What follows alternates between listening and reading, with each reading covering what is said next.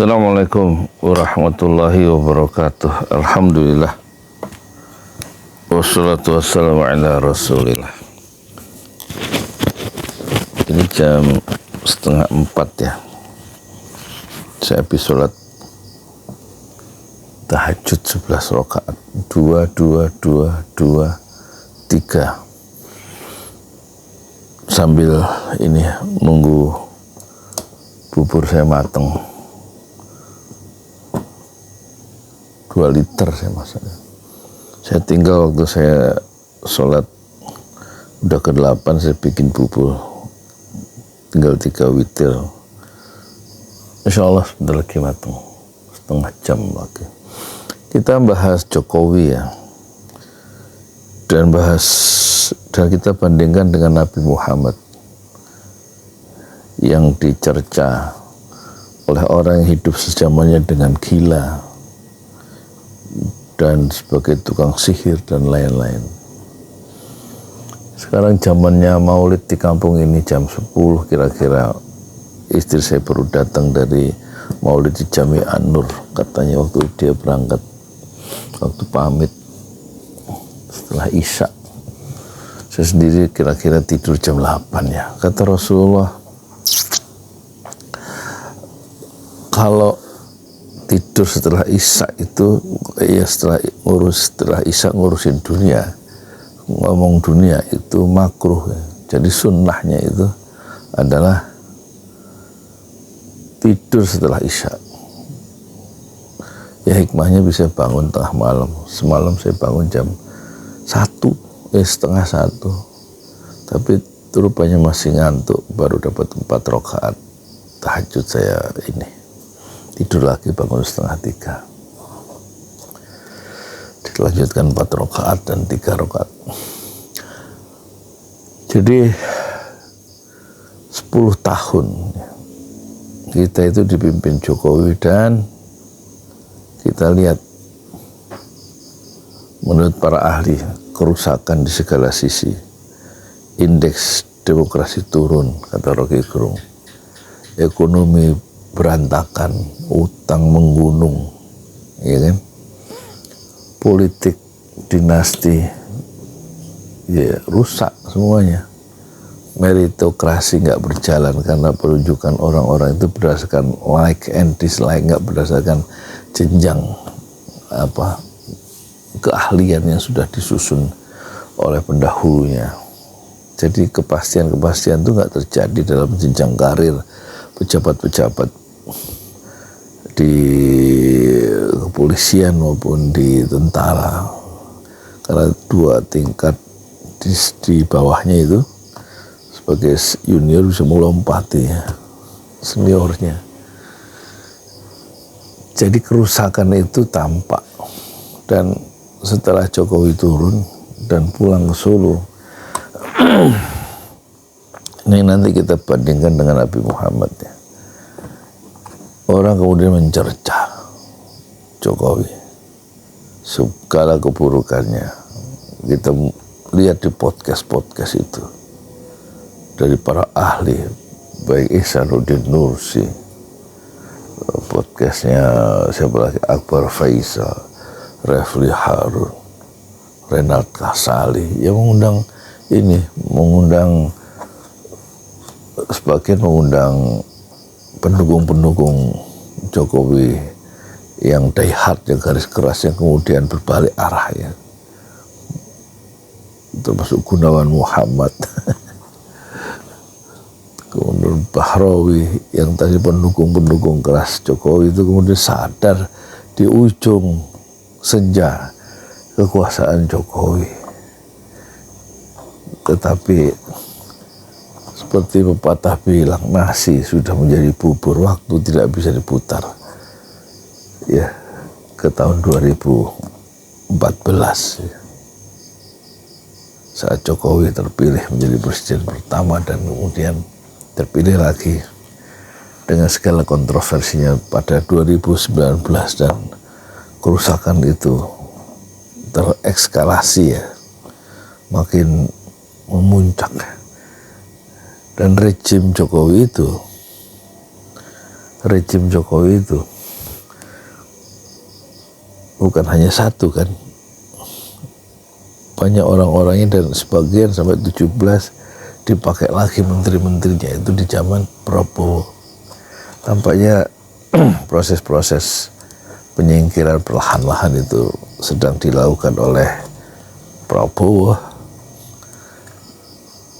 di segala sektor tanpa kita ketahui dengan akurat, tapi tampaknya reshuffle jilid kedua adalah indikasi yang kuat terjadi reposisi peran-peran dan menyingkirkan sedikit demi sedikit pengaruh dari rejim Jokowi yang masih bercokol dalam paradigma para menteri-menteri lama yang kemudian masuk dalam kabinet merah putih dan sekarang tersingkir.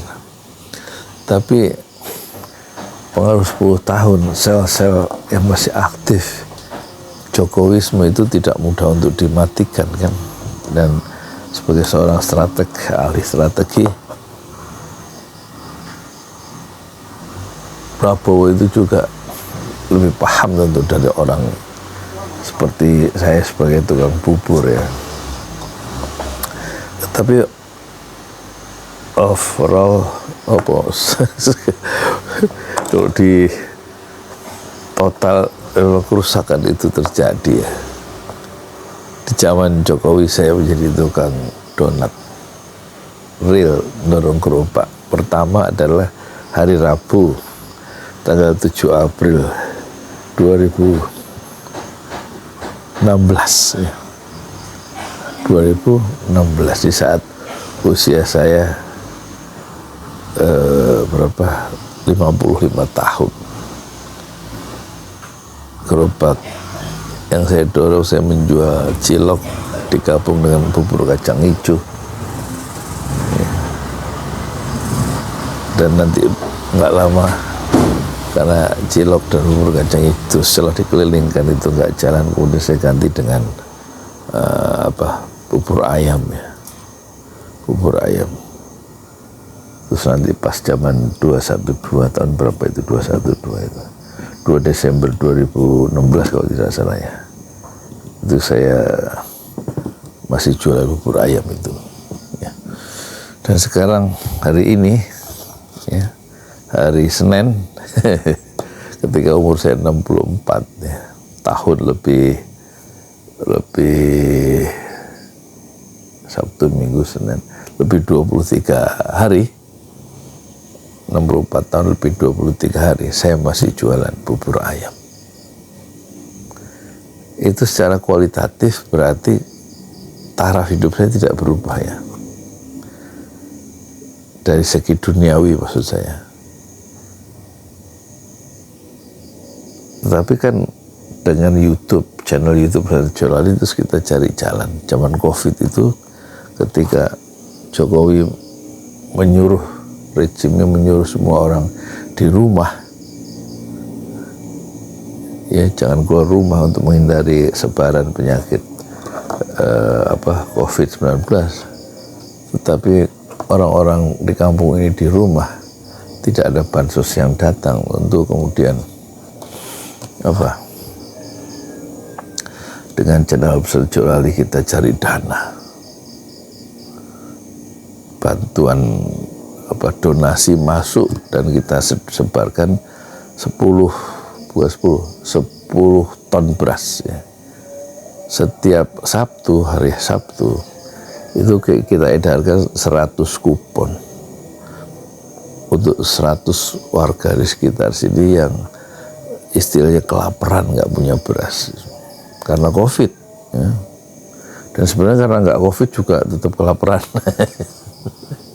apalagi karena nggak COVID ya, nggak boleh kemana-mana katanya. Jadi satu kupon itu 5 kilo ya, kita beli di Indogrosir dan kita berikan secara bergiliran. Kuponnya cuma 100, setiap Sabtu kita berikan 100 kupon setiap Sabtu selama 9 Sabtu berturut-turut ya. 1, 2, 3, 4, 5, 6, 7, 8, 9 kali kita sebarkan masing-masing. Setiap distribusi itu 100 kupon atau untuk 100 kakak, tentu sangat bermanfaat. Kita ucapkan terima kasih kepada para donatur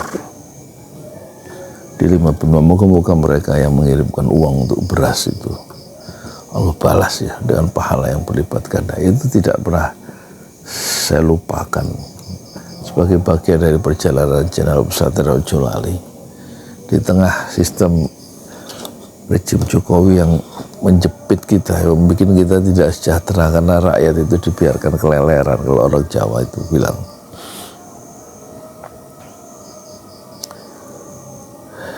Dan kerusakan itu lambat laun terus terjadi di rejim Jokowi, dan saya merasakan, dan masyarakat saya deteksi karena saya sebagai pedagang melakukan kontak sosial secara langsung terhadap denyut derita orang-orang kecil. Memang terasa kesulitan keuangan, harga naik, itu saya bisa mendetek setiap hari ya, dengan melakukan percakapan, dengan mendengar keluhan mereka.